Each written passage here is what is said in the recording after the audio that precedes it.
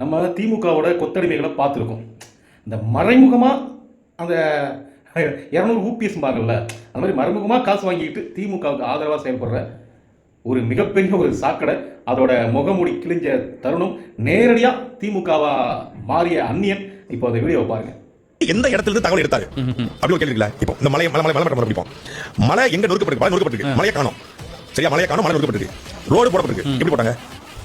மலையில ரோடு போட்டுருக்கான். இந்த 2004 பிறகுதான் தமிழ்நாட்டில் பாலங்கள் அதிகமாக கட்டப்பட்டிருக்கு, கட்டணங்கள் அதிகமாக கட்டப்பட்டிருக்கு, சிறை கட்டப்பட்டிருக்கு, பல்வேறு அரசு அலுவலகங்கள் கட்டப்பட்டிருக்கு, ஏன் தலைமைச் செயலகங்கள் கட்டப்பட்டுச்சு, மருத்துவமனை கட்டப்பட்டிருக்கு, சென்னை முழுக்க மெட்ரோ. இந்த கல்லாம் எங்க இருந்துச்சு? வெளிநாட்டு தான் வருது, தமிழ்நாட்டில் தான் வருது. பெரிய பெரிய பாறைகள். இந்த மெட்ரோ மேல பாக்குறோம், கீழே ஆமா பேஸ்மெண்ட் போட்டுருக்காங்க. அதுக்கு ஆயிரக்கணக்கான டன் கிராவல் கொட்டப்பட்டிருக்கு. மண்ணும் அள்ளிருக்காங்க. ஒரு பக்கம் மண்ணு அள்ளிருக்காங்க. மெட்ரோல இல்ல, மெட்ரோ மோசடி பாருங்க. மெட்ரோல புரியுதுங்களா உங்களுக்கு? இவன் எதுக்கு இந்த ஊழ விட்டான்றது தெரியுதா? இதை வந்து நம்ம சீமானந்த கேட்டோம்னு வச்சுங்களேன், அவர் என்னப்பா சொல்லுவாரு, அதாவது சாட்டை அந்த சேனலுக்கு அவர் வந்து என்ன பேசுறதுக்கும் கட்சிக்கும் எந்த பொறுப்பு கிடையாது, எந்த சம்பந்தமும் கிடையாது அப்படின்னு சொல்லுவார். ஆனால் இந்த சாக்கடை சனியன் தான் வந்து நாம் தமிழர் கட்சியோட கொள்கை பரப்பு செயலாளர். யாருக்காகலாம் பரப்பிட்டு இருக்காரு நீங்களே பாருங்க நண்பர்களே. நன்றி.